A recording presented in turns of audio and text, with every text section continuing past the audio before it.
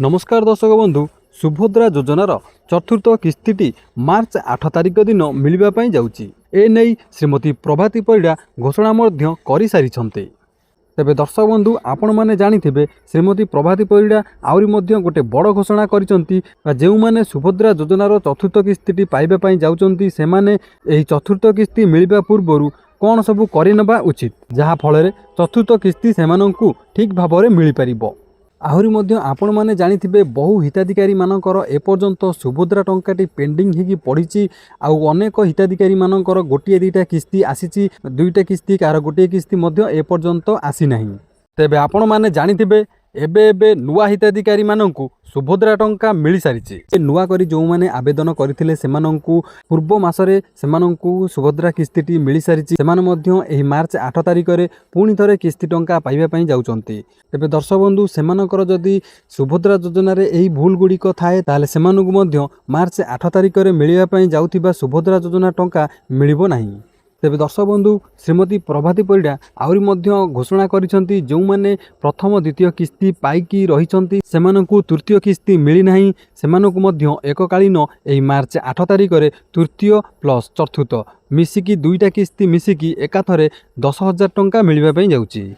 सेही भली दर्शक बंधु जो माने गोटे किस्ती पाइकी रहिसंती जदि सेमानंकर एही डॉक्यूमेंट गुड़िक सबू ठीक ठाक करिथिबे ताले सेमानंकु मध्य एही मार्च 8 तारिख रे एककालीन 15,000 टंका बा तीनोटी किस्तीर एककालीन 15,000 टंका मिल जिवो।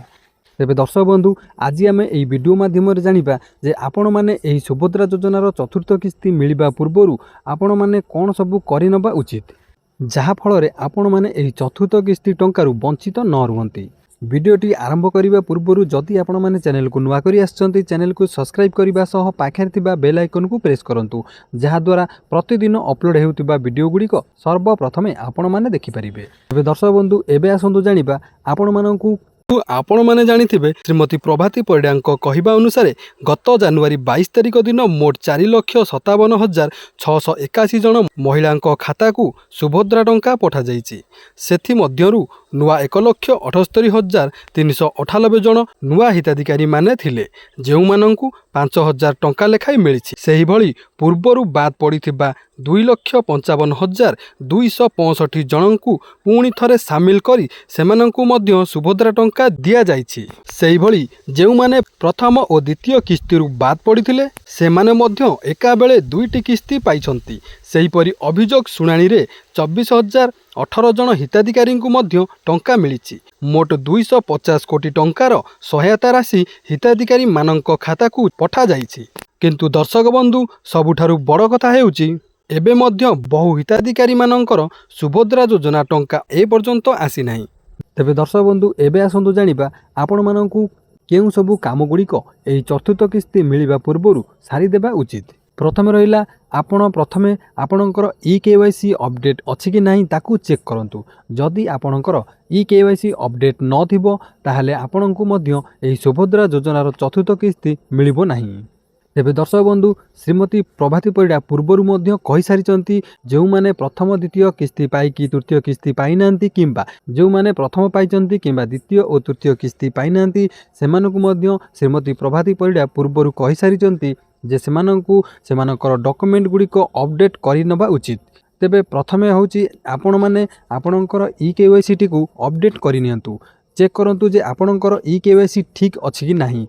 जदि आपणकर ई-केवाईसी होई नथिबो तेबे आपणकु ए चतुर्थ किस्ती मिलिबो नाही। तेबे आपणकु पूर्वरु जे पेंडिंग थिबा किस्ती गुड़िक सहित चतुर्थ किस्ती मध्य मिलिबो नाही।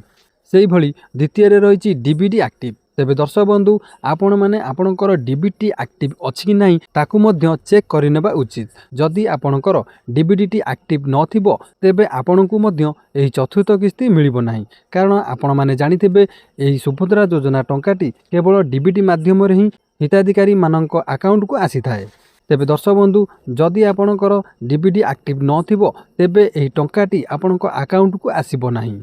तेबे आपण माने प्रथमे देखंतु आपणकर केउ बैंक रे आपणकर डीबीटी एक्टिव अछि सेठाकू जाई चेक करंतु जे डीबीटी एक्टिव अछि कि नाही। जदि एक्टिव न थिबो तेबे आपण तुरंत डीबीटी को एक्टिव कराई नियंतु। आपण मैंने जदि सुभद्रा योजनार प्रथम किस्ती पाइचंती किंबा प्रथम द्वितीय किस्ती पाइचंती तेबे आपण मैंने सुभद्रा योजना टंका पाइबा पई योग्य अटंती। केवल जदि आपण मानकु टंका न मिली थाए तेबे एई दुईटा कारण होई थाई पारे।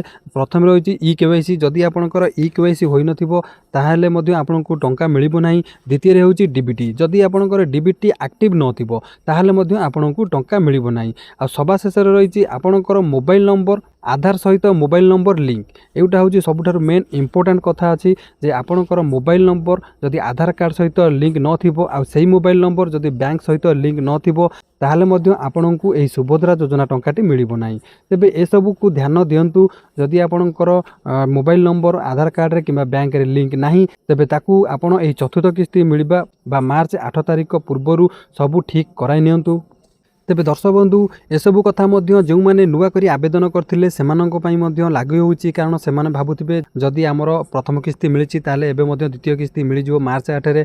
सेमिति नुए बैंकर बहुत इश्यू जोगु बहु लोकंकर डीबीटी मध्य एक्टिव थाई मध्य इनएक्टिव हे जाउची। सेमाने मध्य डीबीटी तुरंत चेक करंतु। आपण प्रथम किस्ती पाइचंती, एबे मार्च मासे द्वितीय किस्ती पाइबे पई जाउचंती। तेबे ता पूर्व आपण माने मध्य एई आपणकर ई केवाईसी डीबीटी एक्टिव अछि कि नाही ए सब गुडी को मध्य चेक करि नियंतु। तेबे दर्शक बंधु आपणकर ए सब डॉक्यूमेंट गुडी जदि सब ठीक ठाक अछि तेबे आपणको 100% चतुर्थ किस्तीटी मिलबा पई जाउची। जदि आपणकर पूर्वरु भी किछि पेंडिंग अछि से सब एकाकालीन आपणको अकाउंट को क्रेडिट होई जिवो।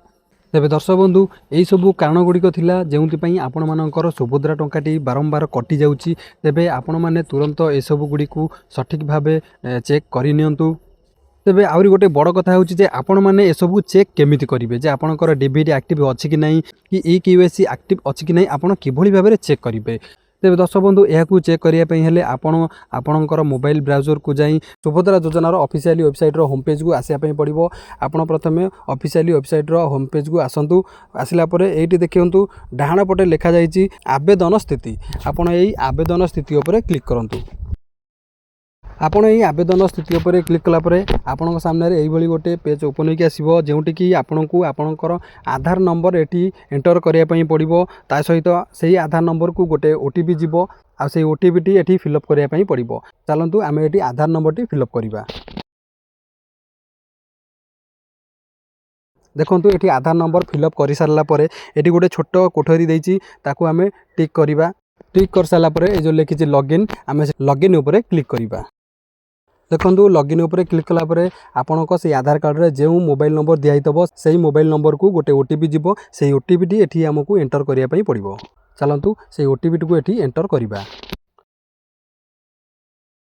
देखंतु ओटीपी एंटर करि सारला परे तारी ठीक तळकु देखंतु लेखा जाईछि ओटीपी सहित जांच करंतु। आपण ए ओटीपी सहित जांच करंतु उपरे क्लिक करंतु।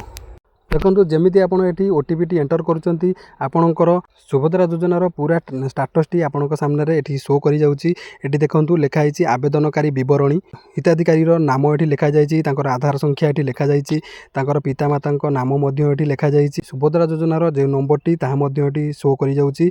जिला ये लिखा जाइए ग्राम पंचायत लिखा जाइए ब्लॉक जन्म तारीख ये आप देखापी पाइबे। ताहारी ठीक तलकू टिके स्क्रॉल करेंगे आपणकर आवेदन स्थिति आपड़ ये देखापी पाइबे।